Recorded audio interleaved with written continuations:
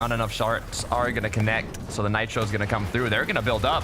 They might just go for height. Yeah, trying to go for a cheeky little flank, but as soon as Stacey Podeside noticed it, they just disengaged immediately. Badil trying to get to the front side of the zone, ends up next to Vanya. Good damage there, and he's trying to follow up, get into the box. Vanya's doing a good job of escaping and even firing back, but it's Marine who actually steals the knock. Reason's under pressure from all around, scrambling. He's forced to let that player escape, but he does not let his duo go down without a chance to at least get him back into the game.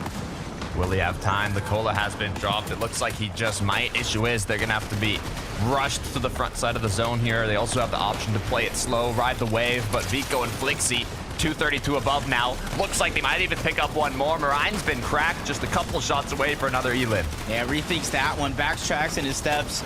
Not wanting to get too greedy. Swizzy, Vanya found a clear layer ahead of the zone. Vico, Flixie, they're trying to catch up. Stacey, Podeside, they quickly drop down just to reinforce their high ground. Everybody doing what they need to do to try to find some success. Vico continuing to take shots. Swizzy, Vanya continuing the aggression. They want an impact. They want a refresh. Issue is on the other end of the door. It's Flixie. It's Vico. The Mechanical Titans as they continue to work their way through the layers. High ground's getting challenged. Stacey, Podeside, they got a challenger and they immediately give it up. Phantom, QNDX, they're the ones going up for it. Stacey with a last chance. He gets beamed out of the sky. Red line rig loot is going around. That's the mythic AR in Phantom's hands, and that's high ground for QNDX. Snazy put to sleep. Now Phantom bumped up to 5 eliminations in the sky. He has more than enough of a position to continue up above. Not a single duo in sight contesting them. Chap and Teeny looking incredibly healthy. Issue is they don't have mats. Yeah, they don't really have much in terms of HP either. They just continue trying to go through unnoticed. You see them crouching when they can. They see a team. They're trying to surprise attack. That's Vanya on the other side, but they get cut off, cut short. Nebs, Kiduo, they're able to get the knock on to Teeny, but it is going to be a trade. Chap trying to stay alive, but it's Turtle who also joins the mix along with Chief to take down the full team. Continuing down below on the road here as they find a little package, little surprise. Chicho, Trulex continue to take shots. So many duos are still up. Yeah, this is it. This is a chance for Chicho and Trulex to rise to the occasion. Vanya, Swizzy, 5 eliminations so far, 96 points, to over 100 in this game alone, and they're continuing trying to move forward, but their health, their HP, that's what they're lacking, and they cannot stagger in zone as one's going to get chopped down. The other one's going to follow suit. Phantom and QNDX are checking every name off their list. 6 elims already. They've dropped down from height. They want a bit of that aggression. They want some of those eliminations. They know how beneficial it can be. There's still 2 duos down below. If they play this correctly, they can take the fight at the perfect moment to get a potential third party as Chicho's going to knock down one. QNDX now capitalizing on this engagement as he drops down, takes down another. Chief's on the ground. Phantom, QNDX now in a 2v1. Yeah, Turtle's trying. He's in the back of zone. How many medkits do you have? That's the question we're wondering, and he's already on his very last medkit. He has to go all in. It's this or second place, and it's definitely worth the chance, but he's running out of time. The HP's just getting dwindled. He doesn't even make it to zone. All the way from the Middle East, winning game 1 in the EU FNCS. That's Phantom. That's QNDX. Finishing day 1, they were 35th on the leaderboard with 86 points, and they've just secured a victory royale. That's at least 100 points, plus the eliminations close to, if not double-digit elims, 6 points per elimination. Jacob, look, all I want you to remember is going into this match, they were 35th place. Once we see the leaderboard, I'm sure they have bumped themselves up into the upper end of the standings. Yeah, you were talking about comebacks, and what a big game this was overall. 100 points from the win alone, and they had to have gotten maybe around an extra 40, an extra 50. Look, they have 8 eliminations there. Another one onto Turtle. That was near a 160-point game that we were talking about. 54 points from eliminations, 100 points from placement, from being contested off spawn. You know QNDX and Phantom are going to be motivated to continue that fire in the next match. But before we check out how the leaderboards changed, we got to head to a quick break, and then we'll be right back. See you soon.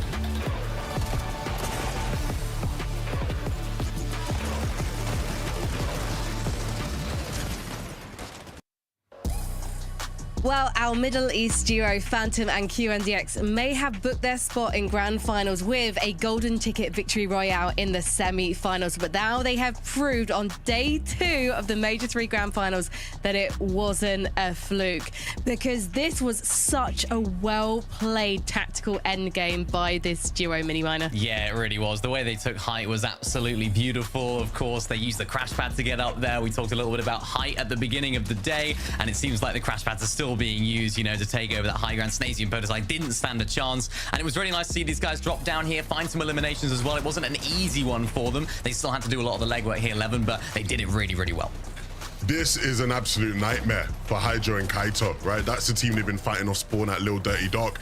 And you know, Hydra and Kaito were doing really well. They won 4-2 yesterday. They were sitting in 6th on the leaderboard, right? Looking incredibly good. And the worst possible thing that can happen to you, I feel like, as a team fighting off Spawn in an FNCS Grand Final is a team you're competing against beats you in the first game of the day and then go on to have a spectacular game now, because now QNDX and Phantom have belief, they have hope. And that's the worst thing you can give a team that you're trying to dominate off Spawn. Do you think, though, that Hyjoan and Kaito are going to be put off by losing that first off-spawn battle? No, they lost yesterday, the first game, right? The first game yesterday, Hydra had a terrible drop. They fluffed it completely. They go on to win 4-2 on the day, right? I feel like they'll be locked in enough to not let it affect them. But for QNDX and Phantom, they're going to have even more hope, and they're going to be even more on point in those off-spawn battles, you'd think. Miniminer, I wonder if our duos in the top 10 have got one eye on the elimination feed, and whether Vico and Flixie noticed that the teams directly below them in 2nd and 3rd position on the leaderboard had early exits. That's got to be playing on their mind a bit. Yeah, if they can see them in that feed, I'm sure they're gonna give them a little bit of a boost of confidence, I'm sure, as well. But this is a team that don't really need a boost of confidence. They were playing incredibly well here. Vico popping off. I like the way that they played this early to mid game as well. They went for that forecast tower a little bit further away, Levin, and it seemed like yet again they're alphaing it. It just seems like the aura that these guys have right now is next level. It doesn't even have to be their own forecast tower. They can get another one if their one doesn't spawn, and they still get it with ease. I think that game was just a great example of how good of an IGL Flixie is. Really good zone read, right? Of course, the forecast tower near Reckless didn't spawn, so they go for the one a bit further away, like you said, Mini. But the key thing is there is that the way the zone's pulled as well, not many people would have needed to rotate through Reckless, which is meant, you know, that was a big part of their surge strategy yesterday. So they go away from it completely, right? They go away from it, they move more towards congestion. And even though they were teeing around the line of surge, they still were above it, right? Really, really nice plays from Flixie there. I'm guessing that Swizzy and Vanya didn't quite have the mats to take on the guys at the top of height, that being Snazy and Podesai before Phantom, and QNDX took it by force, so to speak. But they're so good at going, well, we don't need to. We're just going to get a ton of elimination points, Levin. Yeah, absolutely. That is just what they do. You know, we highlighted it so much yesterday. They are a team that their individual brilliance will just carry them through end games, right? Really good timings as well to match that. So they're always just going to get in position to catch people out and just shred through layers, really, and that's what they've done already here today. Yeah, and even yesterday they were setting up for height in a couple of games. They held height really well in a couple of the games as well, and it's really nice to see, although they played that really well yesterday and found a lot of success on height, they were actually set up for it in this game. They were looking for it, but they saw that there wasn't an opportunity for it, so they have that maturity, they have that experience to say, you know what, let's not take height this game. Let's try and ride out some placements and play those mid-ground layers, which, as you said, Levin, they are fantastic at. And another duo that were fantastic at playing the lower ground levels in that end game were Trulex and Chicho Miniminer. Yep, nice to see these guys having a better game here. Of course, we want to see these guys popping off. We highlighted them at the beginning of the day, and this is what these guys can do. This is what they can perform in end game. They have this ability to be very, very close to each other. We saw Trulex right there going into the storm for the med kits. We talked about how important that is in their strategy, and it seems like they fixed that mid game, which is what they started towards the latter stages of yesterday. So it seems like they're picking up where they left off, Levin. Absolutely. I mean, Trulex and Chicho, again, it's always tough when you see a team struggling as much as they seem to have been. But the better results in the last 2 games filled me with a bit more confidence that coming into today, they're going to have a better read on the meta, and they're going to be in a much better position to avoid some of the problems they had in day 1. Yeah. They're looking super confident at the moment. I feel like a duo that's growing in confidence, maybe not enough to trouble the top 10 in Snazy and Podesai, although I wouldn't be surprised to maybe see them creep in there towards the end of the day, Mini Miner. They just couldn't hold high ground against that surprise launch from Phantom and QNDX. Yeah, it becomes very difficult when you're a team up on height right there. You can see them, they were running a little bit low on material, so they had to just give it up at this point. You can see them with 24, 21 builds there. When it's a team that's jumping up on you with a lot more builds, it becomes almost impossible to hold on to it. But I like the way they held on to it earlier on as well. They were spraying teams down that were trying to take it from below. Of course, you can only do that for so long. So I'm excited to see this duo. I know I highlighted them at the beginning of the show yesterday as well as a potential candidate to qualify for the Global Championship. So I'm liking to see what I'm liking what I'm seeing right here, I should say. Yeah, and day 2, remember, 1.5 times multiplier on those points. So the further you go, the higher you're going to soar up that leaderboard. So let's head into game number 8 and see who can maintain their cool in the face of FNCS with Takata and Jacob Pierre. Thank you so much, Frankie Levin and Mini. And Takata, things are already heating up here today. Game 1, we've seen our top 3 players that placed in that top 3 moving up from outside of the bottom 23 of that leaderboard. And it's top 10 that go to the Global Championship. Yeah, and you said top 10 global championship. Guess who made it to top 10 with that Victory Royale? QNDX and Phantom from what? They were 36th, 38th, all the way up to top 10 in a single match, literally starting off the day. The issue is they are contested. All it's going to take is one off spawn fight that does not go their way. The battle bus is ready. Let's get into game 2 and see if they can keep that momentum.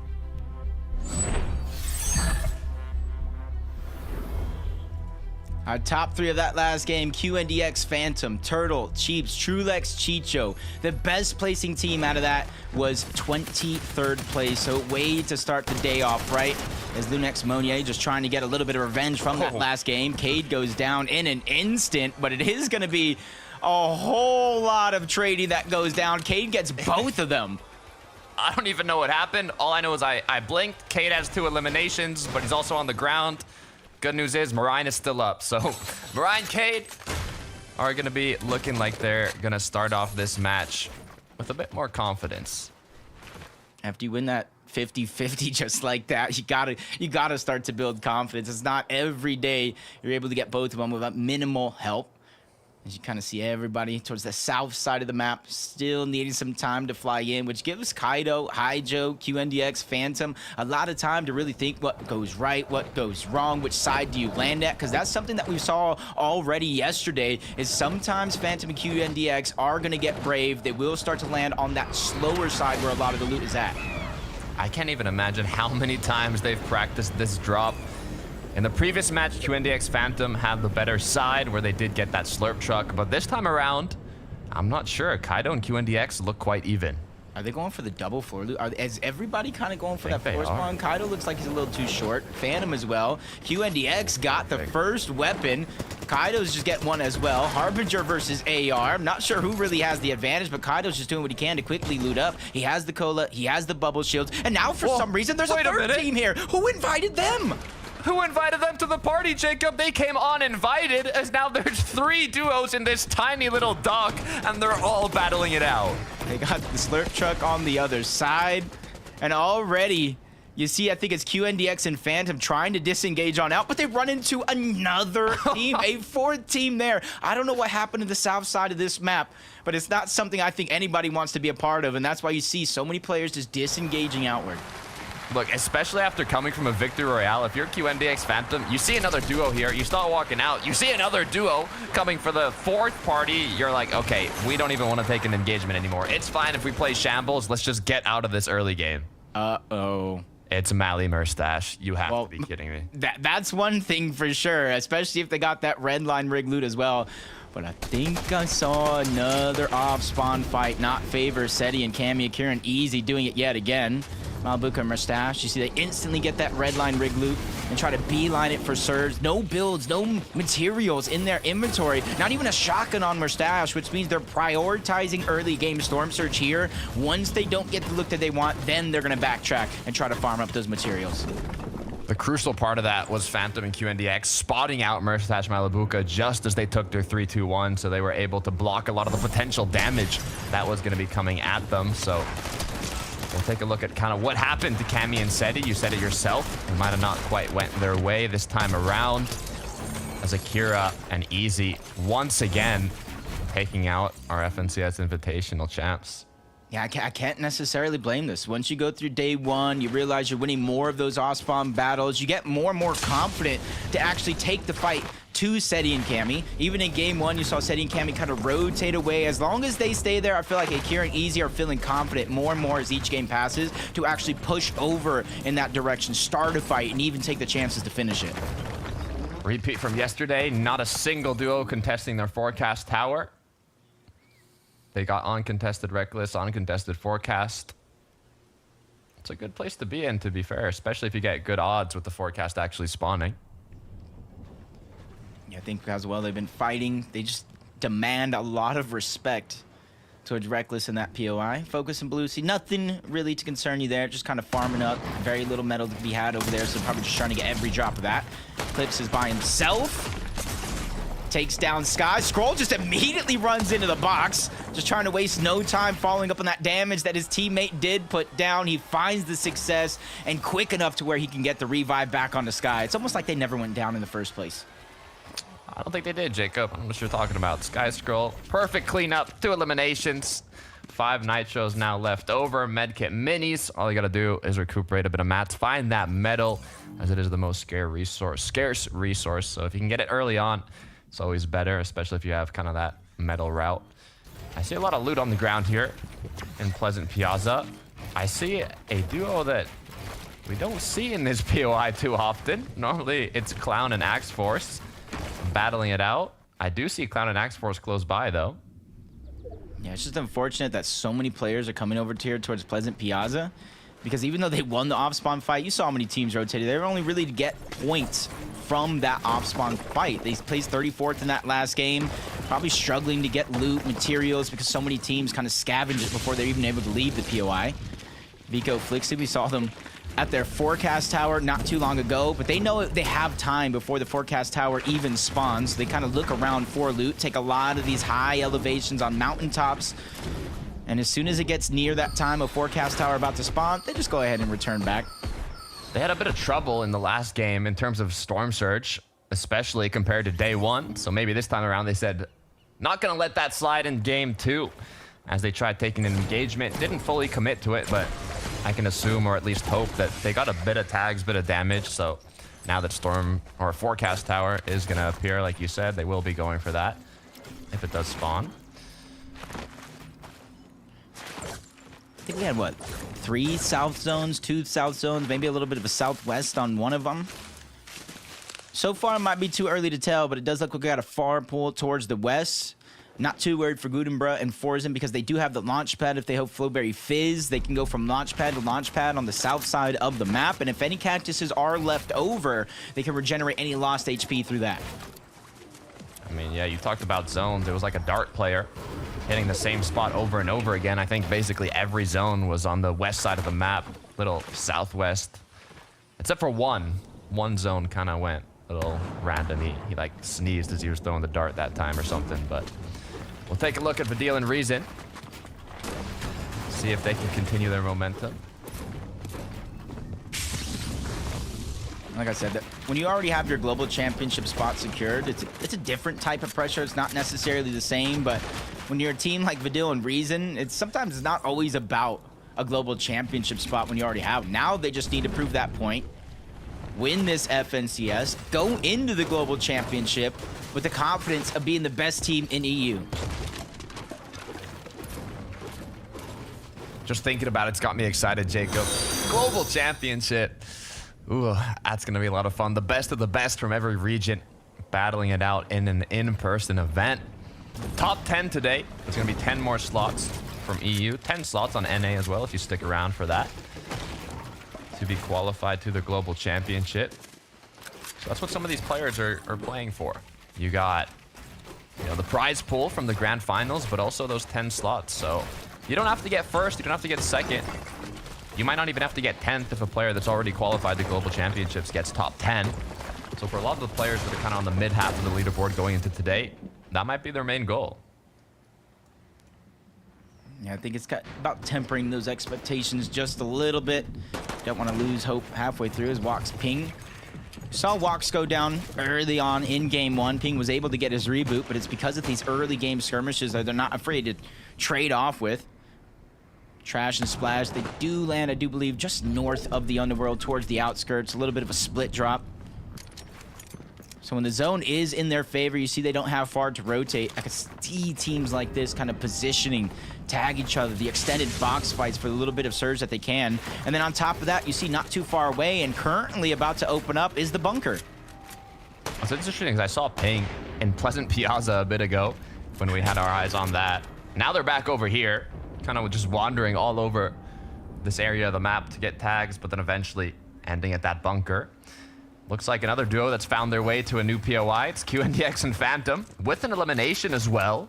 This is a good comeback from the, I guess, surprised early game that they had. Now you could say it, the shambles early game, they disengaged, they got pushed off, but it was the smart decision. Like, it's not all about proving I can fight off spawn, I can win off spawn, because you know the games that these guys were able to survive, they were actually able to play out. They got 13th, they got 8th, they got a first place. So as long as these guys are able to play to their strategy, I feel like they have confidence in themselves to not only perform well, but to come back here on day 2 and oh no.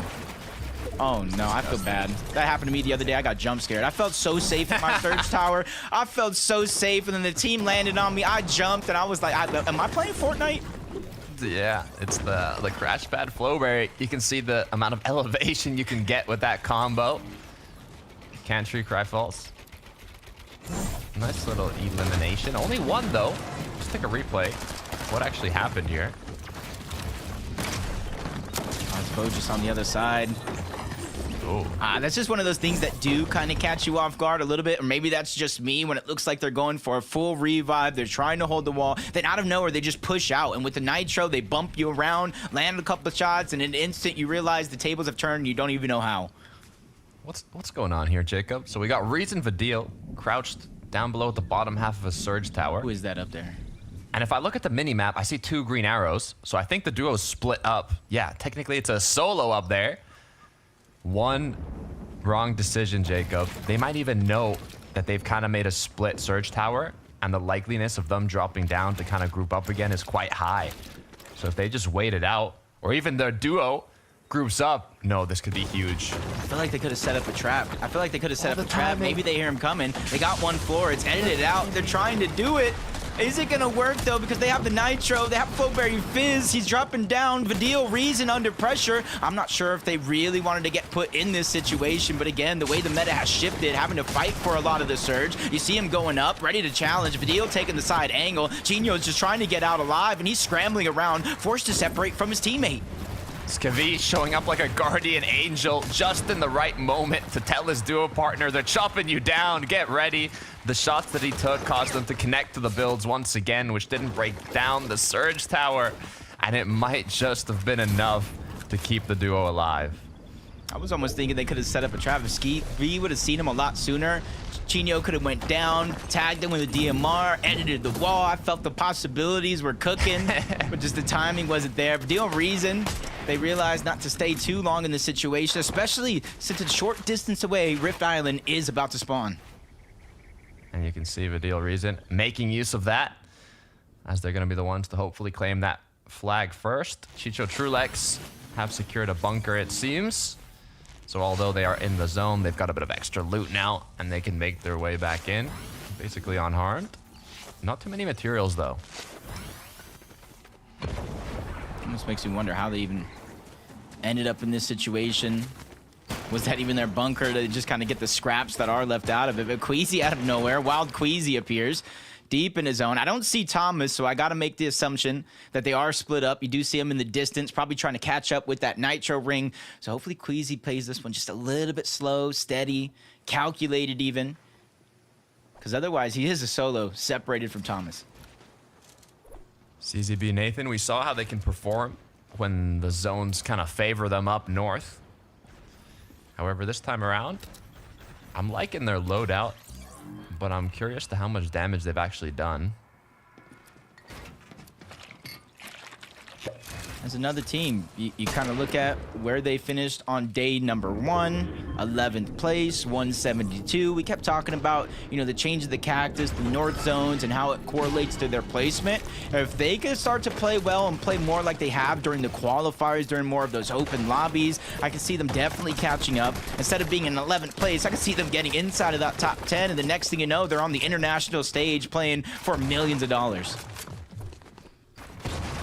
That's what I hope, Jacob. I'd like to see them there, just like a lot of other duos in this lobby today. Murstache Malabuka, 9th place going into day 1. Well, finishing off day 1, going into day 2.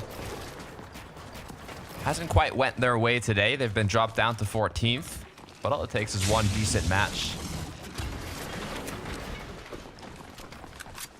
Just trying to see everybody's up here. So I think there might be a third team. Yep, Malabuka Murstache. Rift Island turned into Superstar Island here for a moment.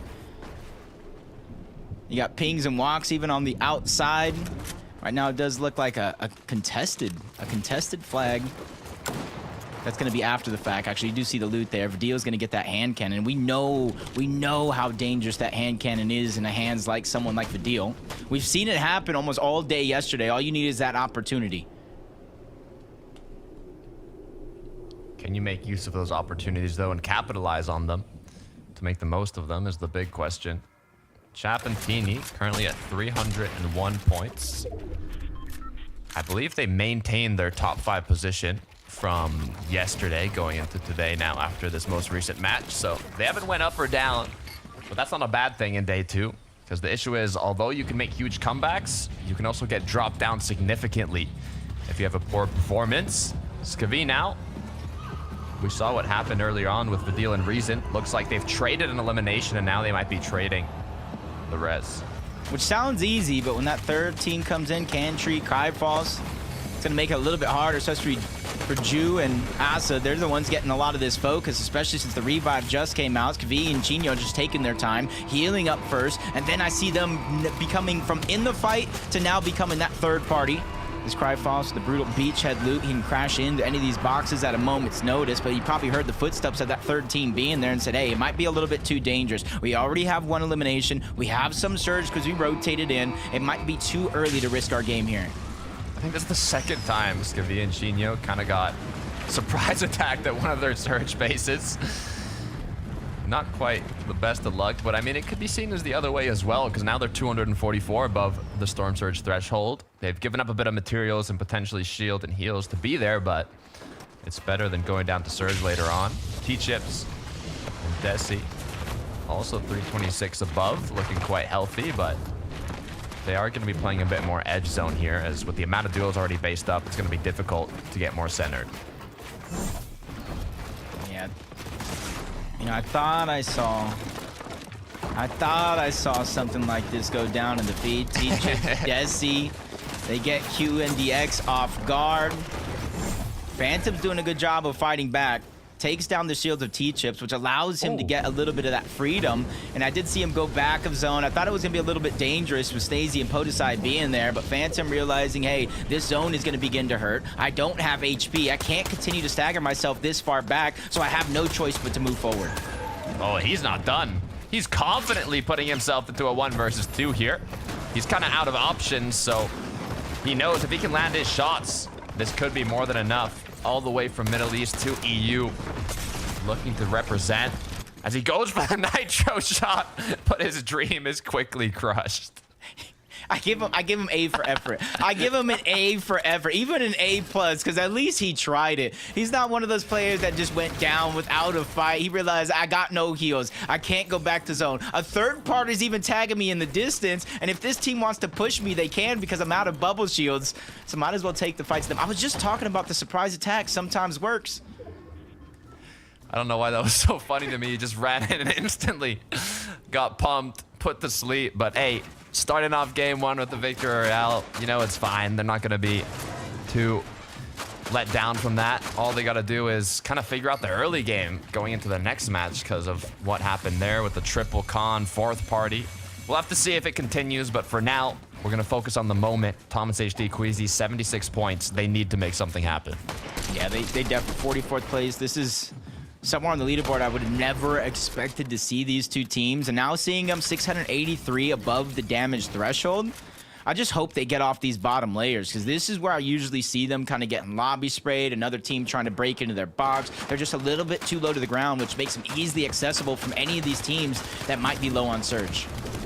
Feeling reason something might have went wrong here. 2 HP onto Vidil.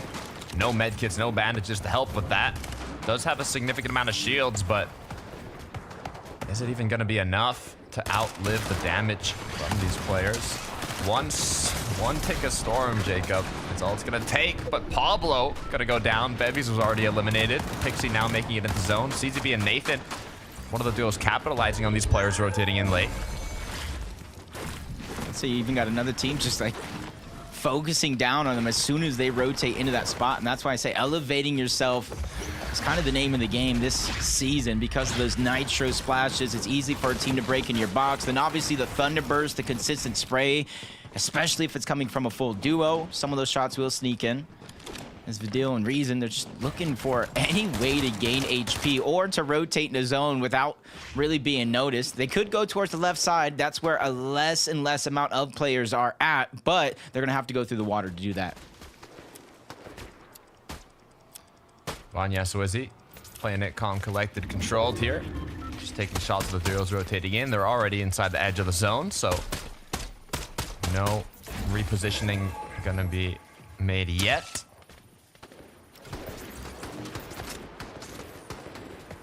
Just looking to the backside of zone. They rotated very, very early to be able to do this, stagger themselves back, even if the zone does pull, but they already found their safe spot. So every team that needs to rotate in from that south side is an easy target for Swizzy and Vanya, and they know that team rotated in. They might not know it's Axe Force and Clown, but they do know somebody is positioned there, and you see them reinforce that ground, making sure no easy pushes are going to be possible at a moment's notice. See Reason using that dash on through. This is kind of the pros and cons of having a late game by the Underworld. You have that water of sticks, that green water down below, that if the players dip their toes in it, they get 3 of those dashes that can be replenished just by stepping in the water once again. Giannis making use of one of those dashes, propelling himself towards the loot. As he's still 54 below, though, he's going to have to find some damage. Yeah, you can see how active the lobby actually is right now. Players getting taken down, others moving up the threshold. Giannis was able to find some build, but it's very, very little. Maybe a little bit more than Siphon Mats overall, and they're quickly gone. They're out. And he has another rotation to make, so we know for them this one's not going to be easy. And you see how stacked the lobby is around that line from top to bottom. Some teams on high ground, others on the ultimate low, and then others are just making and wasting no time getting to the front side of the zone. So after this 8th zone, it will be first moving. So this is where these players have to decide kind of what their ultimate game plan is going to be. We know players like Swizzy Vanya, they have enough materials to do so. They like elevating themselves. Others just like staying ahead. Jinyo and Skavi, though, although they've had a bit of mid-game action, it looks like they've done a great job to put themselves back into it. Just beamed Nathan out of the sky. Dashes or no dashes, crash pad or not. That 2 ARs just beamed him, where we get the elimination. Trying to keep themselves moving in this game. 49 HP for Swizzy. That's not a confident fielding for him. But on the ultimate low ground, he's hoping with the different elevations here in this next zone, not too many teams will find themselves in the mud just like him. Hopefully he has enough strength to get his feet out of the mud as the rotation begins here. Nice crack gonna come through, but you gotta be careful. Opposing end also gonna land their shots. 22 HP for Giannis. As now Pixie has gone down while he was looking for that loot. No time to pick up your duo, but at least you can secure the mats. Yeah, he timed that one perfectly. So when Pixie went down, he not only gets his resources, but he gets that little bit extra from the Siphon Mats, but instantly gets beamed out of the sky as soon as he makes that rotation over. That was Reason who got that. I believe Vidil was lost long ago, so he's going to be left as a solo. Camille Goodenbury are going to be the duo that has the most elevated position, with zone pulling quite in their favor. They're so high up that they might even be able to maintain this, considering the potential crash pad flowberries that are going to come through on this rotate. I think they still should be pretty good. Yeah, even if a team does go up for that high ground, I think the plan should be to stagger a little bit, steal the high ground away because of that crash pad, especially since they won't hear you coming. The zone is opening up, forcing this rotation out of everybody here. Some above Surge, others might not be so much as Hootie takes down Chari, separates them as Gears goes down to Clownsky. That duo's full out of this game. At least they were able to get some placement points. 19 teams still alive, so there's still more to come as well. So Zivanya, great job elevating themselves, giving themselves more eyes on the players rotating in. Now, issue is they need to take shots on the duos rotating up, but they've been kind of blocked off here. Now with a little bit of vision, it's going to be a 41 tag, bumped up to 123 above the threshold, but they need more damage. Yeah, just like this, they're not getting too greedy. They're taking shots, they're taking opportunities as they come. They're not forcing anything here as they quickly, once again, rotate to the front side of the zone. They don't go to that ultimate low ground. They don't know how much of a roller coaster there is because you see it going, dipping down that mountain, back up on the other side. If you're not ready for something like this, it is going to become a nightmare. On the bottom right, we also have Vico Flixie, trying to see if they can get closer and closer to that second height position they'd like to play for the potential retake. Looking to maintain their spot on the throne. They didn't have the best game one to start off the day, but they're looking healthy for game two. Yeah, this is how you bring it back. They built themselves a little bit of a cushion versus the majority of the playing field, so one bad game isn't necessarily too much to cause any concern just yet. As Guden, Forzen, they're just trying to maintain their position. They find an elimination onto Sky as well. Hopefully they were able to backtrack and pick up those mats because there's only so long you're going to be able to elevate your position just like this, especially with Chap, Teeny in the lobby. They're ready to contest, and they're ready to go all out for it. The Flowberry, the Nitro, everything's activated for this retake, and it looks like they might have just done it. They need to maintain it now, though. That's going to be a massive knock. Continue to apply that pressure on the duos looking back up. Going to even drop down a couple layers here. Issue is, eventually, they might have to find a refresh. Yeah, it's going over a little bit more flatland, making it easier for some of those players down below, but not if the pressure continues. Squeezy by himself, still figuring out a way to make it work. It's these comebacks today with the 1.5 that makes anything possible for anyone. As Swizzy's just jumping around, 15 HP, flank coming in, he's gonna get dropped. Vanya's now stuck by himself, and he gets the nice elimination on Merstash. The elimination is in, the medallion is picked up, and this has given Vanya a second chance at life. It's giving him a bit more shield per second. He's going to get up to 50, but he has the big pot. He has the Flowberry to continue on forwards. Issue is, so many players are down in the dirt that all it's going to take is one slip up. But Vanya now gets knocked out, gets eliminated, and we continue with Teeny and Chap on height. He just did not have the time to get to the rest of the HP into tip-top shape. Teeny, Chap, they're above. Nobody even has a chance to look up. They're just getting pressured and caught off guard by every player that's down below. Pings and walks, they're able to make it far into this game this time around. 3 eliminations. They're able to get the Siphon mats and claim so much space down below.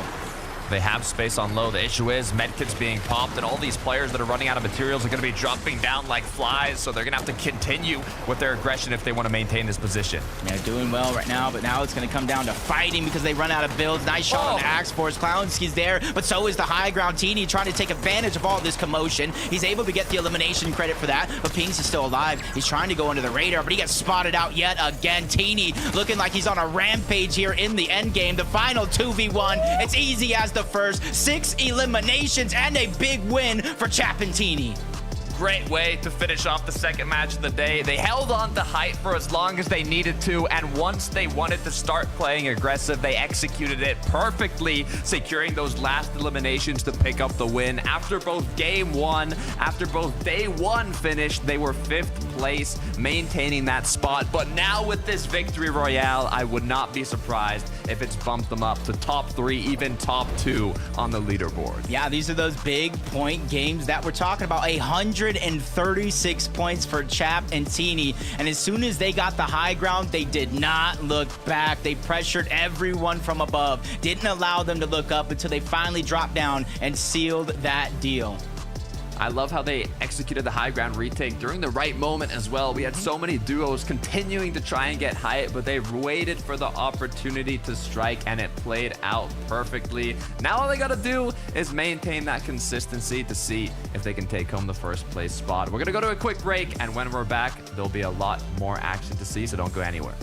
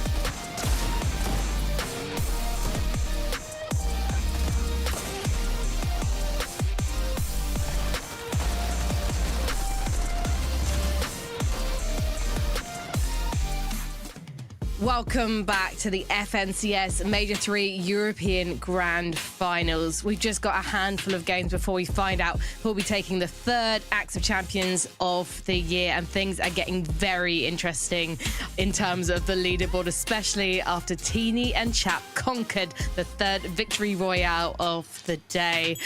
Mini Miner, this was a hype masterclass from them. I mean, we are continuing on the hype taking theme now, but yeah, they just timed it perfectly here. Yeah, it was timed really well. The position that they put themselves in to take height there was really nice as well. We saw Guden and Emil just trying to spray out other players down below, and it was just Teeny and Champ just thought, right, we're just going to sneak up on there, use all our Flowberry Fizz, and then use those Nitro dashes as well to be able to get their way up. Apart from that, it was just a really, really nicely played endgame. We saw it yesterday as well. They played really, really high layers, managed to get a win in game 3 yesterday. Today, they're doing it again, Levin, and it seems like this is where they feel most comfortable.